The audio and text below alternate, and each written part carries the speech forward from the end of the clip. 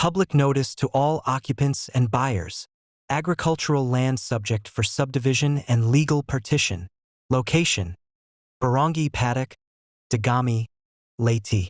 Total area: 6,132 square meters. Along Provincial Road, highway access. Legal status: clean tax declaration. Updated real property tax.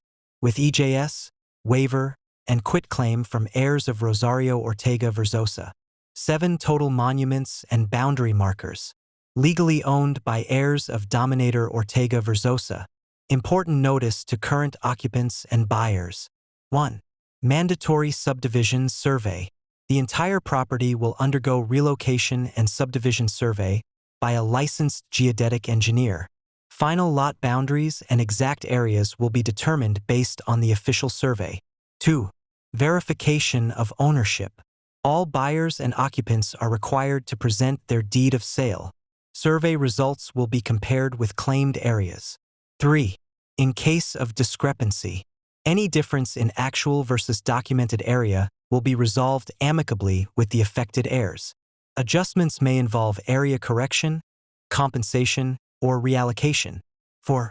No proof of ownership. Any occupant without a valid deed of sale may be required to vacate the occupied area, or must negotiate directly with the rightful heir to purchase the land and execute a legal deed of sale. Legal reminder: possession alone does not establish ownership. All claims must be supported by valid legal documents and will be subject to the results of the official survey and partition.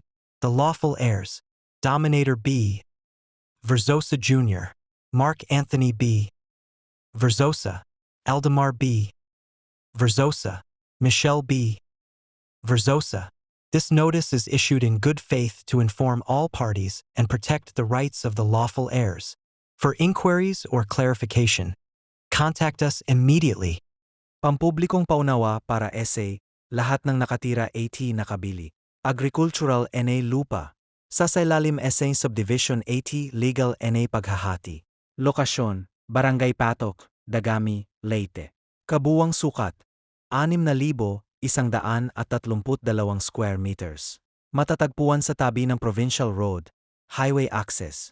Caligang Legal. Malinis na tax declaration. Updated na real property tax o familiar. May EJS, waiver, at quitclaim mula sa mga tagapagmana ni Rosario Ortega Verzosa. May 7 kabuwang mohon o boundary markers. Legal na pagmamay-ari ng mga tagapagmana ni Dominador Ortega Verzosa. Mahalagang paalala: SAMGA, nakatira 80 nakabili. 1. Mandatoryong subdivision survey. Ang buong lupa ay sasailalim sa relocation at subdivision survey na isasagawa ng isang lisensyadong geodetic engineer. Ang pinal na hangganan at eksaktong sukat ng bawat bahagi ay ibabatay sa opisyal na survey. Ikalawa. Beripikasyon ng pagmamay-ari. Lahat ng nakabili o nakatira ay kinakailangang magpakita ng kanilang deed of sale.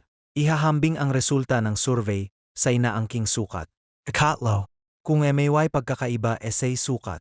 Ang anumang diferensya sa aktwal at dokumentadong sukat ay ayusin sa maayos na usapan kasama ang mga apektadong tagapagmana. Maaring kabilang sa solusyon ang pagwawasto ng sukat, kompensasyon, o muling paghahati. Kapat. Walang patunay ng pagmamay-ari. Ang sinumang walang maipakitang balidong deed of sale ay maaring obligahing lisanin ang lugar o makipag-ugnayan sa tamang tagapagmana upang bilhin ang lupa at magpatupad ng legal na deed of sale. Paalalang legal. ANG simpleng pag-okupa AY hindi patunay ng pagmamay-ari. Ang lahat ng pag-angkin ay dapat suportado ng balidong dokumento at sasailalim sa resulta ng opisyal na survey at legal na paghahati. MGA lehitimong tagapagmana. Dominator B. Verzosa Jr., Mark Anthony B. Verzosa, Aldemar B. Verzosa, Michelle B. Verzosa. ANG paunawang ITAY inilabas ng MAY, mabuting hanggarin upang ipaalam SA. Lahat 80 maprotektahan ANG, karapatan ng MGA, lehitimong tagapagmana. Para SAMGA tanong o paglilinaw, makipag-ugnayan agad. Maraming salamat SA inyong pangunawa AT Kooperasyon.